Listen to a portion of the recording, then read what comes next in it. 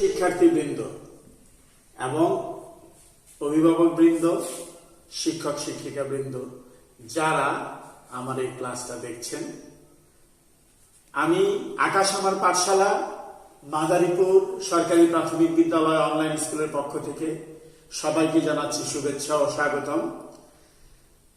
শিক্ষার্থীবৃন্দ, এই করোনাকালীন সময়ে তোমরা ঘরের বাইরে না যেয়ে ঘরেই আছো, বাবা মার সঙ্গে এবং সুস্থ আছো, এই কামনা করেই আজকে শুরু করছি। আমি মাদারীপুর অনলাইন স্কুলের পক্ষ থেকে নতুন মুখ ইকবাল আহমদ।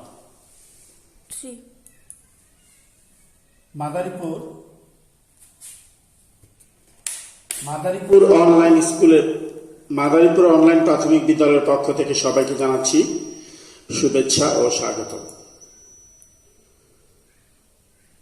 সুপ্রিয় শিক্ষার্থীবৃন্দ, আমার পরিচয়, আমি ইকবাল আহমদ, প্রধান শিক্ষক এপিবিএন মডেল সরকারি প্রাথমিক বিদ্যালয় মহালছড়ি খাগড়াছড়ি। আমি আজ এসেছি পঞ্চম শ্রেণীর শিক্ষার্থীদের জন্য বাংলাদেশ ও বিশ্ব পরিচয় নিয়ে। বিষয় বাংলাদেশ ও বিশ্ব পরিচয়, পঞ্চম শ্রেণী, অধ্যায় 10, পৃষ্ঠা নং 78-79। পাঠের শিরোনাম গণতান্ত্রিক মনোভাব, পাঠ্যাংশ বিদ্যালয়। তো পঞ্চম শ্রেণীর শিক্ষার্থীবৃন্দ, তোমরা বই খাতা নিয়ে আমার সামনে নিশ্চয় এতক্ষণে বসে পড়েছ। তোমাদের কিছু আজকে যেই পাঠটা করাবো, এই পাঠের শিক্ষণফল হবে বা তোমরা শিখতে পারবে, গণতন্ত্রের মূল কথা বুঝবে ও বলতে পারবে, গণতন্ত্র শান্তিপূর্ণ সমাজ গঠনের জন্য অপরিহার্য তা বলতে পারবে, বিদ্যালয়ের শ্রেণীকক্ষের বিভিন্ন কাজে গণতান্ত্রিক রীতিনীতি অনুশীলন করতে পারবে। তো বন্ধুরা, প্রথমে তোমরা কি জানো গণতন্ত্র কি? গণতন্ত্র কি এটা কি তোমরা জানো? আচ্ছা, গণতন্ত্রের ইংরেজি প্রতিশব্দ হলো ডেমোক্রেসি, যা এসেছে গ্রিক শব্দ থেকে। গ্রিক ভাষায় এর অর্থ হলো জনগণ দ্বারা পরিচালিত। গণতন্ত্রের ইংরেজি শব্দ হলো ডেমোক্রেসি, যা এসেছে গ্রিক শব্দ থেকে। গ্রিক ভাষায় এর অর্থ হলো জনগণ দ্বারা পরিচালিত। তার মানে গণতন্ত্র হলো জনগণ দ্বারা পরিচালিত। এর অর্থটা কি বুঝতে পারছো তোমরা? জনগণ বলতে অধিকাংশের যে মতামত, সেই মতামতটাই হলো গণতন্ত্র। আচ্ছা, এবার তোমরা গণতন্ত্র বলতে কি বোঝো সেটা জানার জন্য আমাদেরকে কোথায় যেতে হবে? হ্যাঁ, ঠিকই বলেছ বন্ধুরা। তাহলে আজকের পাঠে যাই আমরা। আজকের পাঠ হলো গণতান্ত্রিক মনোভাব এবং পাঠ্যাংশ হলো বিদ্যালয়ে গণতন্ত্রের চর্চা। তো সুপ্রিয় শিক্ষার্থীবৃন্দ, প্রথমে আমরা ছবিগুলো লক্ষ্য করি, ছবিগুলো নিয়ে একটু চিন্তাও করি। দেখো, এখানে কিসের ছবি দেখানো হয়েছে? মোদের গরব মোদের আশা, আমনি বাংলা ভাষা। বাংলা ভাষার জন্য মিছিল করেছিল, মনে আছে তোমাদের? তোমরা পড়েছো না? ক্লাস 3তেও পড়েছো, 4এও পড়েছো। রাষ্ট্রভাষা, আমাদের রাষ্ট্রভাষার জন্য যে শফিক, জব্বার এরা আন্দোলন করেছিল। এই যে এখানে আমাদের মাতৃভাষায় আমরা কথা বলতে চাই, এই মতামতটা ছিল সারা বাংলার মানুষের একচ্ছত্র, মানে সারা বাংলার মানুষ এই বাংলা ভাষায় কথা বলার জন্য সেদিন সোচ্চার হয়েছিল। আচ্ছা, আরেকটা ছবি দেখি। এখানে দেখো, বিভিন্ন মানুষের ওই সংগ্রামে অভিনন্দন জানাচ্ছে। মানুষ রাস্তায় নেমে এসেছে কিসের জন্য? সবার, এখানে অধিকাংশ মানুষ, অনেক মানুষ এখানে, এরা তাদের মতামতকে প্রতিষ্ঠা করার জন্য, তাই না? আচ্ছা, আরেকটা ছবি দেখি, ভোট। তোমরা চিন্তা করো, আমাদের সময়ে আমরা যখন দেখি আর কি, ভোট হয়, ইলেকশন হয়, মেম্বার, চেয়ারম্যান, পৌরসভার মধ্যে যারা মিউনিসিপ্যালিটির মেয়র, তারপর কমিশনার বা কাউন্সিলর, এইগুলি নির্বাচন যখন আসে তখন কি হয়, একটা ইলেকশন, ভোটাভুটি হয়। তোমাদের মনে আছে, তোমরা দেখেছো না কিছুদিন আগেও, হ্যাঁ, বিভিন্ন মার্কা নিয়ে দাঁড়ায়, খেয়াল করেছ? এটাই হলো গণতন্ত্র। এই যে অধিকাংশের মতামত যখন ভোট হয় তখন তারা গোপন ব্যালটে ভোট দেয়। সেই ভোট সারাদিন ভোট নেওয়ার পর বিকালবেলা যখন সবাই ভোট গণনা করে যে সবচেয়ে বেশি ভোট পেয়েছে তাকে পাস ঘোষণা করে, সে মেয়র হয়, সেই মেম্বার হয়, সেই চেয়ারম্যান হয়। তো এই যে ভোট পদ্ধতিটা, এটাই গণতন্ত্র, এটাই হলো গণতন্ত্রের বহিঃপ্রকাশ। আমরা গণতন্ত্র বলতে এই জিনিসটাই বুঝি। এই যে দেখো, গণতন্ত্র হলো অধিকাংশের মতামত, অধিকাংশের মতামত। এখানে দেখো 1 2 3 4 5 6 7 8টা 8 জন ভোট দিচ্ছে। এর মধ্যে সবচেয়ে বেশি ভোট যাকে যেই পক্ষে পড়বে সে জিতবে, সে উইন হবে। সেটাই হলো গণতন্ত্র। তো এই ছবিগুলো গণতন্ত্রের পরিচয় বহন করে। আচ্ছা, আমরা মানুষ যেখানে মতামত দেওয়ার ব্যবস্থা থাকে এবং সংখ্যাগরিষ্ঠ মতামতের রায় হিসাবে গণ্য হয়, সেটাই গণতন্ত্র।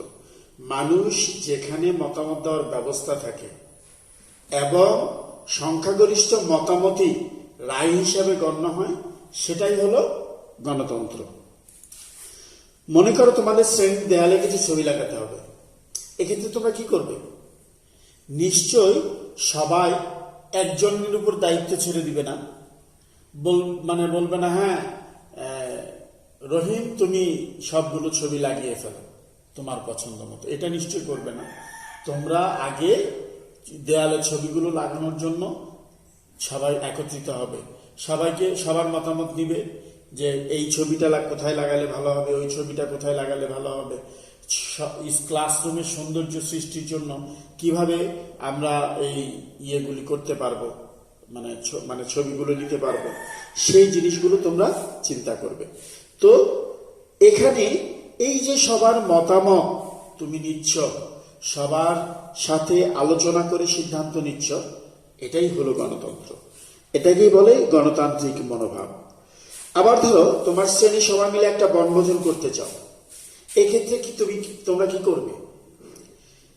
তোমরা শিক্ষককে বলবে অবশ্যই, কিন্তু এছাড়াও তোমাদের একটা নিজস্ব মতামত, তোমরা কোথায় যাবে, ওই বনভোজনের দিন কি কি খাবে, রান্না বান্না করে নিয়ে যাবে না কোথাও অন্য কোনো জায়গা থেকে রান্না ব্যবস্থা করবে, এগুলো কিন্তু তোমরা সিদ্ধান্ত নিতে হবে। তো সিদ্ধান্ত কি একা নেওয়া সম্ভব? কারো একার উপর ছেড়ে দেবে? নিশ্চয়ই না। তোমরা কি করবে? সবাই ক্লাসরুমের যে তোমাদের পঞ্চম শ্রেণী সব ছাত্র একসাথে বসবে, বসে তোমরা বলবে আমরা বনভোজন করতে চাই। তো বনভোজন করতে চাই, প্রথমে আমরা জায়গা নির্ধারণ করব। কেউ বললো আমরা স্কুলের মাঠে জলপাই বাগানে করব, আবার কেউ বললো যে না আমরা আমাদের বাড়ি থেকে একটু দূরে ওই ভালো একটা জায়গা আছে শান্ত নিরিবিলি, ওই জায়গাটাতে আমরা সবাই মিলে যাব। তা আবার একজন বললো যে না ওখানে যাওয়া আসা সমস্যা, ওখানে গেলে গাড়িতে যেতে গেলে যদি অ্যাক্সিডেন্ট হয় তাহলে সমস্যা, আমার মা বাবা যেতে দেবে না। এইভাবে সবার মতামত নেবে তোমরা। প্রথম মতামত দেওয়ার পর তোমরা যেটা সঠিক, যেই সিদ্ধান্তটা নিলে কারো কোনো সমস্যা হবে না, সবাই ঠিকমতো অংশগ্রহণ করতে পারবে এবং সবাই মজা পাবে, সেই সিদ্ধান্তটাই তোমরা নেবে। এটাই হলো গণতন্ত্র, এটাই হলো গণতান্ত্রিক মনোভাব। তো অবশ্যই সকলের মতামতের ভিত্তিতে সিদ্ধান্ত নিবে, তাই না? এটাই হলো গণতন্ত্র। তো আমরা দেখো তোমাদের পাঠ্য বই কি আছে, 78 পৃষ্ঠা খোলো। প্রথম, গণতান্ত্রিক মনোভাব বিদ্যালয়। গণতন্ত্রের অর্থ জনগণের শাসন। আমরা প্রতিদিন বিভিন্ন রকম কাজ করি। এসব কাজ করতে আমাদের অনেক সময় নানা রকম সিদ্ধান্ত নিতে হয়। অন্যের মতামতকে সম্মান করা এবং অধিকাংশের মতামতের ভিত্তিতে সিদ্ধান্ত গ্রহণ করাকে গণতান্ত্রিক মনোভাব বলে। আমরা কিভাবে গণতান্ত্রিক আচরণ করতে পারি তার একটি উদাহরণ পড়ি। এখানে একটা সুন্দর উদাহরণ দেওয়া হয়েছে। তাহলে আমরা উপরের অংশটুকু পড়ে কি বুঝলাম? গণতন্ত্র হলো জনগণের শাসন। জনগণ যেখানে সম্পৃক্ত থাকে, জনগণ যেখানে সম্পৃক্ত থাকে তার উপরে ভিত্তি করে আমরা গণতন্ত্র নির্ধারণ করি।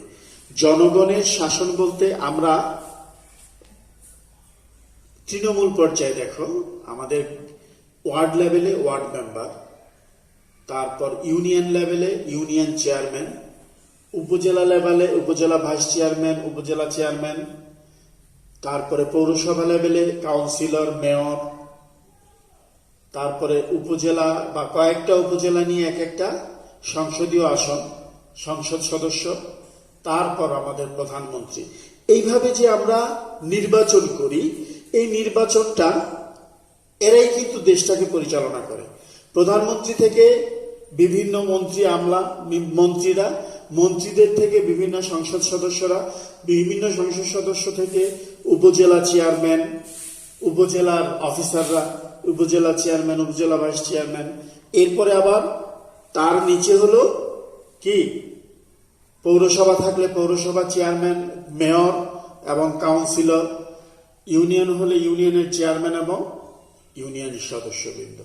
এরাই আমাদের দেশটাকে পরিচালনা করে। এদের মাধ্যমেই আমাদের সমস্ত সুযোগ সুবিধা এবং দেশের সমস্ত কার্যক্রম পরিচালিত হয়। তাহলে আমরা গণতন্ত্রের অর্থ কি বুঝলাম? জনগণের শাসন। প্রতিদিনে আমরা বিভিন্ন কাজ করি, এসব কাজ করতে আমাদের অনেক রকম সিদ্ধান্ত গ্রহণ করতে হয়। সিদ্ধান্ত, যে কোনো সিদ্ধান্ত নিতে যখন আমরা সবার মতামতকে প্রাধান্য দিই, সবার মতামত নিয়ে যেটা সবচেয়ে সুবিধার সেটা নেই, সেটাই হলো গণতন্ত্র। তো অধিকাংশের মতামতের ভিত্তিতে সিদ্ধান্ত গ্রহণ করাকেই বলে গণতান্ত্রিক মনোভাব। আমরা কিভাবে গণতান্ত্রিক আচরণ করতে পারি তার একটা উদাহরণ দেখো দিয়েছি এখানে। আমরা শ্রেণীতে শ্রেণী নেতা নির্বাচন করা হবে। কারা শ্রেণী নেতা হতে ইচ্ছুক শিক্ষক জানতে চাইলেন। মনে করো আজকে যদি তোমাদের ক্লাস থাকতো, আমরা যদি ক্লাসে, তোমরা নিশ্চয়ই স্টুডেন্ট কাউন্সিল নির্বাচন করেছো ক্লাসে, তাই না? তো তারপরেও আমি আবার বলছি, শ্রেণীতে নির্বাচন মানে শ্রেণী নেতা নির্বাচন করার জন্য আমি বললাম, হ্যাঁ, কারা কারা শ্রেণী নেতা হতে ইচ্ছুক? দেখা গেল 5 জন শিক্ষার্থী ইচ্ছা প্রকাশ করলো। তাদের শ্রেণী নেতা হতে হবে মাত্র 2 জন। কিন্তু এখানে 5 জন যখন হয়ে গেল, তখন শিক্ষক একটি বুদ্ধি আঁকলেন। তিনি আগ্রহী শিক্ষার্থীদের নাম বোর্ডে লিখলেন। সব শিক্ষার্থীকে 2 টুকরা করে কাগজ দিয়ে বোর্ডে লেখা নামগুলোর থেকে তাদের পছন্দের 2 জন শিক্ষার্থীর নাম 2টি কাগজে লিখে ভাঁজ করে তা একটা বাক্সে রাখতে বললেন। এভাবে সবার মতামত দেওয়া শেষ হলে শিক্ষক কাগজগুলো খুলে গণনা করলেন কার পক্ষে কতজন মত দিয়েছে, তা বোর্ডে লেখা নামগুলোর পাশে লিখলেন। এভাবে সবচেয়ে বেশি ভোট পেয়েছে তাকে করা হলো প্রথম শ্রেণী নেতা, আর যে দ্বিতীয় সর্বোচ্চ ভোট পেয়েছে সে নির্বাচিত হলো দ্বিতীয় শ্রেণী নেতা। সবার মতামত নিয়ে শ্রেণী নেতা নির্বাচন হয়েছে বলে সবাই হাসি মুখে তাদেরকে বরণ করে নিল। তো এই যে একটা কাজ আমরা করলাম ক্লাসে, এই কাজটাই হলো গণতান্ত্রিক মনোভাব, এবং এই ধরনের কাজগুলি বিদ্যালয়ে আমাদের গণতন্ত্রকে প্রতিষ্ঠিত করে। নিচের কাজগুলো বিদ্যালয়ে যে কোনো কাজে সকলে মিলে আলোচনা করে সিদ্ধান্ত নিব এবং গণতান্ত্রিক আচরণ করব। শ্রেণীকক্ষ সাজানোর ব্যাপারে, ক্রিয়া প্রতিযোগিতা আয়োজিত হবে কিভাবে সে ব্যাপারে, দলনেতা নির্বাচন করার ক্ষেত্রে, আরো অনেক ক্ষেত্রে, আরো বিভিন্ন ক্ষেত্রে আমরা এই শ্রেণী নেতা নির্বাচন করে থাকি। এরপর দেখো,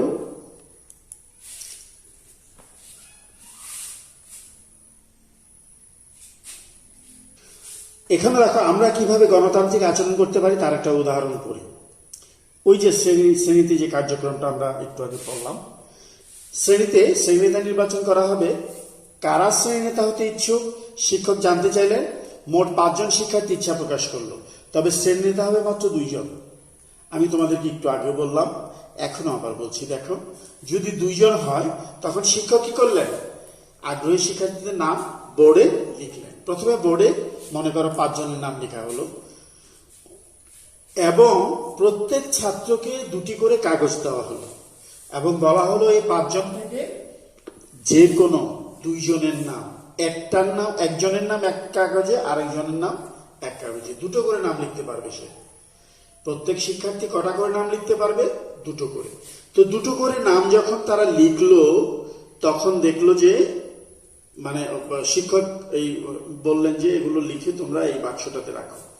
শিক্ষক পরে এগুলো কি করলেন, গুণে খুলে গণনা করলেন, কার পক্ষে কতজন মত দিয়েছে তা বোর্ডে তাদের নামের পাশে লিখলেন। এই ক্ষেত্রে সে যে সবচেয়ে বেশি ভোট পেয়েছে তাকে প্রথম শ্রেণী নেতা এবং দ্বিতীয় সর্বোচ্চ ভোট যে পেয়েছে তাকে দ্বিতীয় শ্রেণী নেতা নির্বাচন করলেন। সবার মতামত নিয়ে এই শ্রেণী নেতা নির্বাচিত হয়েছে বলে কেউ এটাতে কোনো আপত্তি করলো না, সবাই তাদেরকে হাসি মুখে বরণ করে নিল। এই কাজটা আমরা করতে পারি বিদ্যালয়ে। এটাই হলো গণতান্ত্রিক আচরণ, এটাই হলো গণতান্ত্রিক মনোভাব। এভাবে আমরা গণতন্ত্রকে স্কুলে বা বিদ্যালয়ে প্রতিষ্ঠা করতে পারি। তো উল্লিখিত উপায় ছাড়া আর কোন উপায় শ্রেণী নেতা বাড়ানো যেত তোমাদের মনে হয় বলতো? আচ্ছা, মনে করো শিক্ষক নিজেই তার পছন্দ মতো একজনকে শ্রেণী নেতা ঘোষণা করতে পারতেন। কোন একজন শিক্ষক, কোন একজন ছাত্র নিজেকেই নিজে শ্রেণী নেতা ঘোষণা দিতে পারত। মনে করো একজন খুব মানে ছাত্র আছে, সে সব দিক দিয়ে বেশি বেশি কথা বলে, মানে ইয়ে করে, শিক্ষকদেরকেও অনেক সময় মানতে চায় না। এরকম একজন দাঁড়িয়ে বললো, হ্যাঁ আমি শ্রেণী নেতা স্যার। তোমরা কি সবাই তাকে মানবে? নিশ্চয়ই মানবে না। তোমরা সবাই বলবে, না স্যার আমরা ওইভাবে মানি না, আমরা সবার মতামত নিয়ে শ্রেণী নেতা বানাতে চাই। অথবা শিক্ষক তার পছন্দ মতো একজনকে বলে দিল যে হ্যাঁ আব্দুর রহিম সে শ্রেণী নেতা হবে। তো তোমাদের অনেকের মনে প্রশ্ন জাগতে পারে, স্যার একা একাই সিদ্ধান্ত নিল, আমাদেরকে কিছু বলল না। এই জন্যই এই উপায়গুলোতে শ্রেণী নেতা নির্বাচন করা আসলেও ঠিক না। এইসব উপায় সিদ্ধান্ত গ্রহণ করা ভালো, খারাপ দিকগুলো কি হতে পারে? আচ্ছা, প্রথম দেখি ভালো দিক। গণতান্ত্রিক প্রক্রিয়া ছাড়া সিদ্ধান্ত নেওয়ার কোনো ভালো দিকই নেই। তোমরা যেটাই বলো বা আমরা যেটাই বলি না কেন, শ্রেণী নেতা নির্বাচনের ক্ষেত্রে গণতান্ত্রিক মনোভাব একটা আলাদা প্রক্রিয়া। তো গণতান্ত্রিক প্রক্রিয়ায় আমরা কি করব? গণতান্ত্রিক প্রক্রিয়া ছাড়া সিদ্ধান্ত নেওয়ার কোনো ভালো দিকই নেই। আচ্ছা, খারাপ দিক। গণতান্ত্রিক প্রক্রিয়া ছাড়া সিদ্ধান্ত নিলে তা স্থায়ী হয় না, সিদ্ধান্ত নিতে বিশৃঙ্খলা হয়, অনেকেই তা মানতে পারে না, ইত্যাদি।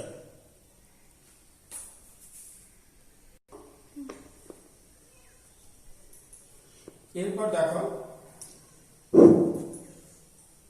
বিদ্যালয়ে গণতান্ত্রিক প্রক্রিয়াগুলো কি কি হতে পারে? বিদ্যালয়ের গণতান্ত্রিক প্রক্রিয়া, শ্রেণী নেতা নির্বাচনের ক্ষেত্রে আমরা বিদ্যালয়ে গণতান্ত্রিক প্রক্রিয়া কাজে লাগাতে পারি। বনভোজনে যাব, সেই সিদ্ধান্ত নেওয়ার জন্য আমরা কাজে লাগাতে পারি। শিক্ষা সফরে যাব, মনে করো কোথাও শিক্ষা সফর করতে যাব, সেই প্রক্রিয়ায় আমরা গণতান্ত্রিক প্রক্রিয়াকে কাজে লাগাতে পারি। বাগান করার ক্ষেত্রে কোথায় কোন গাছটা লাগাতে হবে, কিভাবে লাগালে সুন্দর হবে, এই জিনিসগুলো আমরা চিন্তা করতে পারি। শ্রেণী সজ্জিতকরণ, এই কাজেও আমরা বিদ্যালয়ে গণতান্ত্রিক প্রক্রিয়ার অনুশীলন করতে পারি। তো আমরা বিদ্যালয়ে ঠিকই আমরা এই প্রক্রিয়াগুলো অনুসরণ করব। এবার আসো বাড়ির কাজ। আমরা যে এতক্ষণ গণতান্ত্রিক প্রক্রিয়া সম্পর্কে পড়লাম, এগুলোর উপরে আমরা বাড়ির কাজ করে রাখবো এবং বিদ্যালয় খুললে এই বাড়ির কাজগুলো আমাদের শিক্ষকদেরকে দেখাবো। প্রথমটা হলো, বিদ্যালয়ে একটি বার্ষিক ক্রীড়া প্রতিযোগিতার আয়োজন করা হবে। এই বিষয়ে সিদ্ধান্ত গ্রহণ করার পদ্ধতি কি হবে তা লিখো। আচ্ছা, এরপরে দেখো, গণতান্ত্রিক উপায়ে কাজ করার 3টি ভালো দিক লিখো।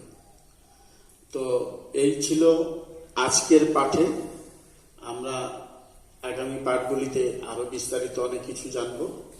তোমাদের সবাইকে আমার পক্ষ থেকে আকাশামার পাঠশালা মাদারীপুর সরকারি প্রাথমিক বিদ্যালয় অনলাইন স্কুলের পক্ষ থেকে অনেক অনেক শুভকামনা ও ধন্যবাদ।